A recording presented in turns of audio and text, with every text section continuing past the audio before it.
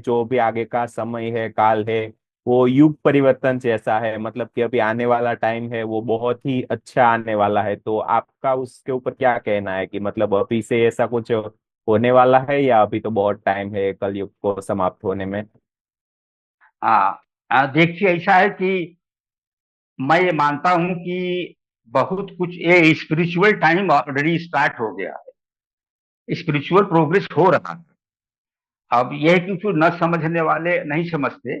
और इसके बाद में आप देखें, जितना स्पिरिचुअल सेमिनार में, मैनेजमेंट के इंस्टीट्यूशन में भी आप देखिए कि कोई भी स्पिरिचुअल प्रोग्राम जब शुरू होता है, जैसे management in the light of Gita, Gita की जो टीचिंग है, उपनिषद की जो टीचिंग है, उसकी लाइट में ये जो मैनेजमेंट है, business management, industrial management, financial management, तो इनको उस रास्ते पर चल के कैसा हम उस अगर करें तो कैसा आगे हम बढ़ेंगे। तो इसका ये प्रमाणित हो गई है बात, रिसर्च करके लोगों ने देख लिया है कि अगर हम गीता के पथ पर चलेंगे तो हमारा मैनेजमेंट सिस्टम अच्छा होगा, इंप्रूव करेगा।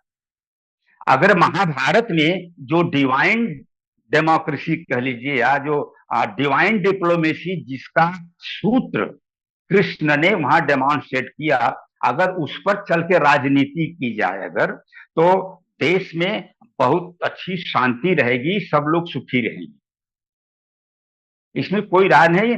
हम लोग अब ये मान के चलते हैं कि स्पिरिचुअल युग कह लीजिए वो शुरू हो चुका है। एक मैं आपको बड़ी बात कह रहा हूं, ये बात बहुत बड़ी है लेकिन एक तरह से समझने वालों की कमी बहुत है। परमहंस योगानंद के गुरु स्वामी युक्तेश्वर गिरी जो थे, उन्होंने होली साइंस बोल के किताब लिखी है, कैवल्य दर्शनम। उसमें उन्होंने तो डिक्लेयर कर दिया है कि द्वापर शुरू हो गया।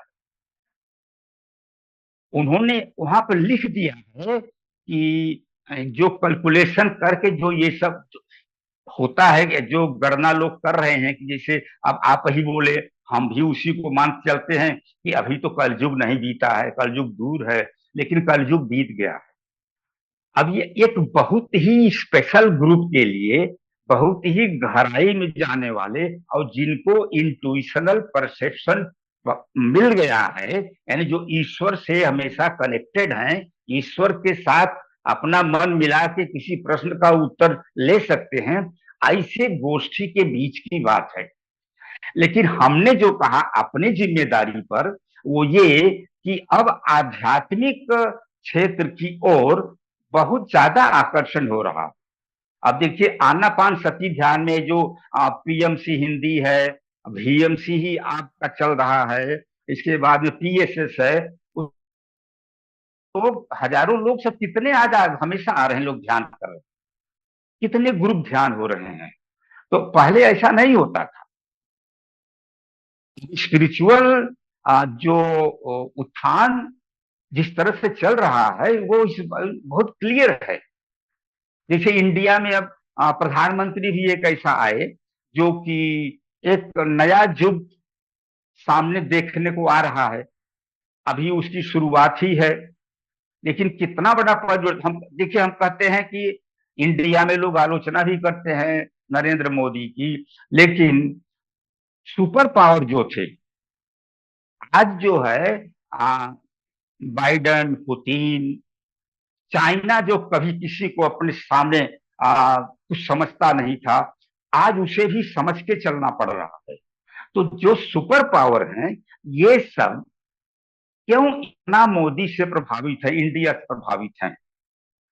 अब देखिए, इंडिया का ऐसा जो जो लड़ाकू हैं, बदमाश हैं, खूंखार हैं, वो भी इंडिया के सामने आके नतमस्तक हो रहे हैं।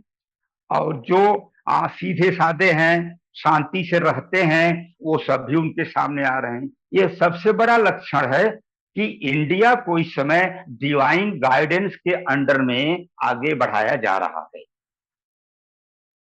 बदमाश हो, जो कोई भी हो, जैसे देखिए, आप शायद पढ़े होंगे कि अभी घटना है, एक महीने से कम हुआ, जो इंटरनेशनल जो जैसे सुप्रीम कोर्ट हर देश में होता है, तो जो इंटरनेशनल जो कोर्ट है, वहां का चीफ जस्टिस एक इंडियन हुआ है। ये बात जो है आप गूगल वगैरह में देख लीजिएगा, हमें नाम नहीं याद आ रहा है। उसमें 193 देश थे, 15 राउंड की उसमें वोटिंग होती है। उसमें इंडिया का एक जज जो है वो चीफ जस्टिस हुआ है। ICJ, international court for justice, ICJ का चीफ जस्टिस कौन है? इंडियन है। और उसमें 193, 193 में यानी जितने थे उसमें 10 लोगों को छोड़ के बाकी इतना वोट मिला था, टोटल से 10 वोट कम मिला था। यूनाइटेड नेशंस इस सिक्योरिटी काउंसिल में परमानेंट मेंबर जो 15 हैं, 15 ने वोट इंडिया के सपोर्ट में दिया था। क्योंकि पहले राउंड पूरा होते होते लास्ट में फिर आके वोटिंग होती है। उस वोटिंग में 192 लोगों ने वोट किया था इंडिया के लिए। 15 जो सिक्योरिटी काउंसिल के परमानेंट मेंबर हैं, 15 ने इंडिया को वोट दिया था। ये क्यों दिया था? मैं नहीं कहता कि नरेंद्र मोदी जो है एकदम सुपरस्टार सबसे बड़ा। मैं ये कहता हूं कि जरूर कोई divine guidance is passing through Indian system of governance at present. कौन इंडिया को कौन नहीं मानता? दो दुश्मन लड़ रहे हैं। अब देखिए, इधर ईरान है, उधर ये इजराइल है। इजराइल तो फिर जिगरी दोस्त है, लेकिन ईरान से भी कम दोस्ती नहीं है। जब कोई मामला फंसता है तो आवाज निकलती है कि भाई देखिए, इंडिया अगर कोई क्या कहता है, कोई रास्ता निकालें तो ठीक है, निकल जाए। अमेरिका कभी कभी दोगलई करता था, उसके लिए अब इंडिया, ये अमेरिका करता था, अब इंडिया जो है अब उसके सामने भी अपनी बोल शुरू कर दिया, बातें कर रहा है, ठीक जवाब दे देता है, उनके पीछे नहीं चलता। तो ये सब ताकत जो आ रही है, यही लोग तो इंडिया में थे ना 15 बरस पहले, 20 बरस पहले। लेकिन अब इतना डिवाइन गाइडेंस, कोई बड़ी सुपर सुपर पावर जो है वो लीड कर रहा है इंडिया को। क्योंकि चाइना जैसे देश ऐसे आए थे कि लोगों को लोन दे करके अपने गुलामी में ला रहे थे। और जहां जरा सा भी बस चलता था, वो जो विस्तारवाद है, एक्सपेंशनिज्म, अपने चारों तरफ बढ़ाते जा रहा था। तो ऐसे लोगों को भी सबक देना है तो ऊपर वाला है। अवतार एक होता है विजिबल अवतार, एक होता है इनविजिबल अवतार। ईश्वर का जो आंशिक अवतार होता है वो हमेशा ह्यूमन बॉडी में नहीं होता है। That comes on earth in terms of, in guys of power, wisdom, love and reformation. तो ये काम चल रहा है। अब ये मान के चलना चाहिए हमको, हमें इससे बहुत बड़ा प्रोत्साहन मिलेगा कि हर जगह ईश्वर की जो डिविनिटी है वो हर जगह सबकी मदद कर रही है, सबको आगे बढ़ा रही है। हम भी इसका फायदा लें।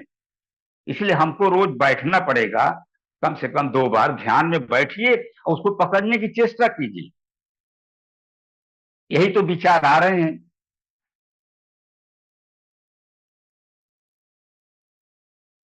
जी जी बिल्कुल सर, ये पूरी दुनिया में हम देख ही रहे हैं कि अभी मतलब कुछ तो हो रहा है करके, क्योंकि दुनिया ने जो पहले यहूदी धर्म देखा उसमें भगवान का वो माना जाता था, उसके बाद में वो नहीं चला। क्रिश्चियनिज्म देखा, जिन्होंने बोला कि ये जो फिजिकल वर्ल्ड है, भौतिक दुनिया है, उसके ऊपर ही पूरा ध्यान दो, लेकिन उससे भी दुनिया का भला नहीं हो पाया और दुनिया को एक वो गुलामी का काल देखने को मिला। उसके बाद में जो ये इस्लाम धर्म आया, उसमें भगवान को ही, खुदा को ही सर्वे सर्वा माना गया, बाकी धर्म है उनको हीन दिखाया गया, लेकिन उससे भी दुनिया का भला नहीं हो पाया।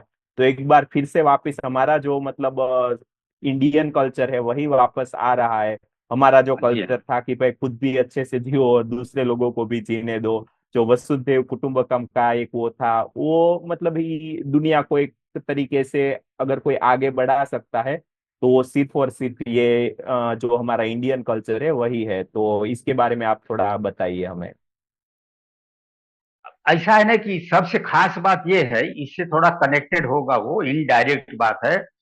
ये युग परिवर्तन इस बात पर निर्भर करता है कि हर व्यक्ति के अंदर में जो युग चलता है उसमें परिवर्तन हो रहा है कि नहीं। जैसे उदाहरण के लिए आज इंडिया में हाईएस्ट लेवल पे पहले पार्टियों के, पहले गवर्नमेंट के लोग, कितना स्कैम उन लोगों का है। हजार हजार करोड़ रुपए लूट के लोग खा गए। आज जैसे एक आदमी ऐसा आया जो एक भी पैसा जो है करप्शन न हो कर रहा है, न करने दे रहा है, बल्कि पुराने लोग पकड़े जा रहे हैं। तो क्या उसके अंतःकरण में जब ये एक नया युग शुरू हुआ कि अब हम एकदम सत्य के रास्ते पर चलेंगे, अन्याय नहीं होने देंगे, और सबके सुख की बात जहां तक हो सकेगी मैं उसे करूंगा। तो इस तरह जब वहां हो रहा है तो हमारे आपके अंतःकरण में भी जितना परिवर्तन होगा, युग परिवर्तन, उतना ही पूरे पूरे विश्व में होगा। एक आइडिया है, मास कर्मा बोल के चीज है। मास कर्मा माने कि आप जो अच्छा काम करते हैं उसका इफेक्ट, उसका फायदा केवल आपको ही नहीं मिलता। वो जो पूरी जो मानवता, क्या पूरी जो सृष्टि है, जानवर वगैरह हर प्राणी जिसमें है, उन सबको उससे लाभ होता है। और अगर हम आप कुछ बहुत गलत काम करते हैं, बहुत बुरा काम, तो उसका फल भी पूरे जो है सृष्टि को भोगना पड़ता है। तो इसी तरह से अब जो तरह, कई धर्म हैं, कई देश हैं, कई जो है स्कूल ऑफ थॉट्स हैं, अब उन सब के अंदर विभिन्न तरह की जो बातें चलती रहती हैं, उनको थोड़ा समझना बहुत कठिन होता है। लेकिन ये विश्वास करना चाहिए कि ईश्वर हर जगह है, और ईश्वर जो है वो सबके भला की बात करता है। क्योंकि ईश्वर जितना एक संत को प्यार करता है, उतना ही एक पापी को भी प्यार करता है, एक दुराचारी को भी प्यार करता है, और हमेशा चाहता है कि इनका सुधार हो। लेकिन उनका जब कर्म जो बिगड़ जा बिगड़ता ही जा रहा है, उनकी नीयत खराब होती जा रही है, तो वो उधर जा नहीं पाते हैं सत्य की ओर, बल्कि वो विनाश की ओर आगे बढ़ते जाते हैं। तो इस तरह से देखिए, ऐसे बहुत से देश हैं, बहुत से ऐसे खेमे हैं जहां बहुत गलत काम हो रहा है, बर्दाश्त के बाहर है। जैसे खास तौर से अब मुसलमानों में वो क्या बात है समझ में नहीं आता कि जो काफिर है, यानी मुस्लिम विचारधारा कुछ ऐसी है कि गैर मुस्लिम को वो नहीं रहने देना चाहते, वही रहेंगे और कोई नहीं रहेगा। तो इसका तो बहुत ज्यादा असर है, और इससे ही चारों तरफ विनाशकारी काम हो रहे हैं। जितने युद्ध हो रहे हैं, जितनी समस्या विश्व में है, उसका 50% से ज्यादा उनके कारण हो रही है। तो इसको भी मानना पड़ेगा कि अभी बहुत कुछ बुरा है। हम ये मान लिया कि स्पिरिचुअल नया युग शुरू हो गया है, ये बात ठीक है। लेकिन आप तुरंत ये रिजल्ट नहीं देख पाएंगे कि जो ये सब बुराई और अत्याचार करने दुराचारी लोग हैं, उनका तो हनन नहीं हो रहा है। उसमें समय लगेगा, कुछ और समय लगेगा। जी जी बिल्कुल, लेकिन वो शुरुआत कहीं ना कहीं हो गई है, ऐसा हमें हाँ, देखने को मिल रहा है। हाँ। बिल्कुल शुरुआत क्योंकि हो गई है। जी जी बिल्कुल, पब्लिक अवेयर हो रही है थोड़ी, पब्लिक को क्या सत्य है क्या झूठ है वो मतलब समझने का अभी जो है माइंड इतना डेवलप हो रहा है, उसके कॉन्शियसनेस उतना आगे बढ़ रही है, ऐसा लग रहा है। हाँ, पब्लिक वालों की बात तो यही है कि एक धोबी के कहने से सीता जी को कितना, अब आप समझ जाइए। तो हम्म। उस तरह के लोग हमेशा हर युग में रहते हैं, क्योंकि ये जीवों का जो जन्म मृत्यु का जो चक्कर चल रहा है, उसमें तो लाखों जन्म तक, कितने समय तक वो चल रहा है, तो उसमें कितने लोग हैं कि वो नीचे जा रहे हैं ना। वो तो स्पिरिचुअल युग में भी वो नीचे की तरफ जा रहे हैं। अगर कोई लेवल नंबर 7 पे है, तो 7 के बाद वो 8 पर जाएगा कि 6 पर जाएगा, एक तो आप नहीं जानते। तो इस तरह से जो जहां है उसके बाद ज्यादातर लोग नीचे चले जाते हैं। तो वो तो वहां जा करके वो भ्रष्टाचार फैलाएंगे, बुराई फैलाएंगे। तो इसलिए हमें अपना विश्वास जो है उसे और मजबूत करना होगा। हम ईश्वर के संतान हैं, ईश्वर की तरह ही हमारा जीवन था। अभी किसी कारण से अगर कमजोरी आ गई तो हम सुधार के फिर उस लेवल पे पहुंचेंगे। इसीलिए हम साधना करते हैं, इसीलिए हम ध्यान करते हैं, इसीलिए हम स्वाध्याय करते हैं। आपके ग्रुप में स्वाध्याय कितना अच्छा होता है, मैं सुनता हूँ कभी कभी, नहीं तो बाद में सुन लेता हूँ यूट्यूब पर उसे। बहुत अच्छा लगता है, आप बहुत अच्छा काम करते हैं। मैं आपको और जितने लोग हमारे इस ग्रुप VMC में हैं, हम सबके बहुत आभारी हैं कि इतना अच्छा वाइब्रेशन वो पैदा कर रहे हैं, पॉजिटिव एनर्जी पैदा कर रहे हैं और पॉजिटिव विचार पैदा कर रहे हैं। तो इसमें तो हम लोग एक साथ कुछ कर रहे हैं। जी बिल्कुल, ये सभी लोगों की जो कलेक्टिव कॉन्शियसनेस है वैसे ही मतलब जहाँ तक लगता है ऐसे आगे बढ़ेगी, थोड़ा थोड़ा करके ही सब लोगों का योगदान होगा, तभी ये जो कलेक्टिव एफर्ट से ही मतलब सारी दुनिया का जो है वो ऊर्जा आगे बढ़ेगा। और धीरे धीरे ये सभी, अभी भी थोड़ी बहुत ऐसे नेगेटिव एनर्जी मतलब कुछ लोग ऐसे देखने को मिल रहे हैं हमें, जैसे कि ये युद्ध हो गया, ये मतलब अभी भी पूरी दुनिया में वेजिटेरियनिज्म मतलब नहीं आया है, बहुत सारे प्राणी वगैरह का मतलब हनन होता है खाना खाने के लिए सिर्फ।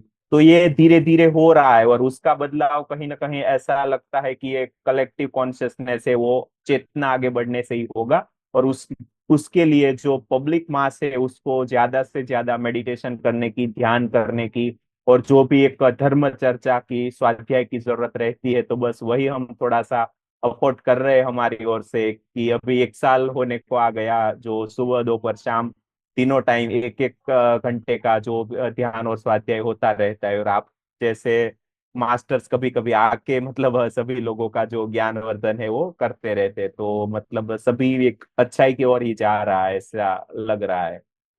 इसमें एक बात और समझ लीजिए, ऐसा भी कोई एक दो आदमी, तीन आदमी, छह आदमी होगा जो आता नहीं ग्रुप में लेकिन वो साधना कर रहा है। मेरे जी जी। कहने का मतलब जो पॉजिटिव एनर्जी का जो इक्विलिब्रियम है सृष्टि में, वो जी हमेशा मेंटेन रहता है। अच्छाई जितना जरूरी है वो अच्छाई हमेशा रहती है, नहीं तो चलेगा नहीं, सृष्टि कोलैप्स कर जाएगा। बिल्कुल उदाहरण के बिल्कुल। लिए आ, 10 10 लोग जो हैं, जो मर्डर करते हैं, चोरी करते हैं, लड़ाई करते हैं, उनकी वो जितना नेगेटिव एनर्जी वो प्रोड्यूस करते हैं, उनसे ज्यादा पॉजिटिव एनर्जी एक कोई महात्मा करता होगा, कहीं गुफा में बैठ के ध्यान कर रहा हो। तो ये रहस्यमय बात है, इसको तो हम लोग नहीं जानते पूरी बात ना। वो ठीक मेंटेन करता है भगवान। इसलिए हमें केवल अपने को ठीक रखना है। अपने को ठीक रखेंगे तो आपने जैसे योगानंद जी ने कहा कि अगर आप अपने को चेंज कर लेते हैं तो आप सैकड़ों को चेंज करेंगे ऑटोमेटिक। लेकिन दूसरों को चेंज करने में अगर पहले ही लग जाएंगे तो न आप अपने को चेंज कर पाएंगे, न दूसरों को चेंज कर पाएंगे। इसलिए पहले एनर्जी का पुंज अपने आप में पैदा कीजिए, उससे रेडिएशन होगा, तब चारों तरफ फैलेगा, तब लोग दौड़ के आपके पास आएंगे। जी जी बिल्कुल। बस तो ये मतलब ऑटोमेटिकली ही हो रहा है, जो कुछ भी हो रहा है वो मतलब जो बोलते हैं कि भगवान कर रहा है या गुरु कर रहा है वही कर रहा है, हम तो बस एक इंस्ट्रूमेंट या बहाना मात्र है जो मतलब हाँ, वही बात। चल रहे हैं, जो वो करवा रहा है वो कर रहे हैं, बाकी तो जो होता है वो अपने आप ही होता है। ये तो अर्जुन को भी कृष्ण ने कह दिया था कि भव सव्य साचिन, निमित्त मात्र भव सव्य साचिन। यानी उनको भी ये अधिकार नहीं दिया महसूस करने का कि मैं कुछ कर रहा हूँ। जी जी बिल्कुल।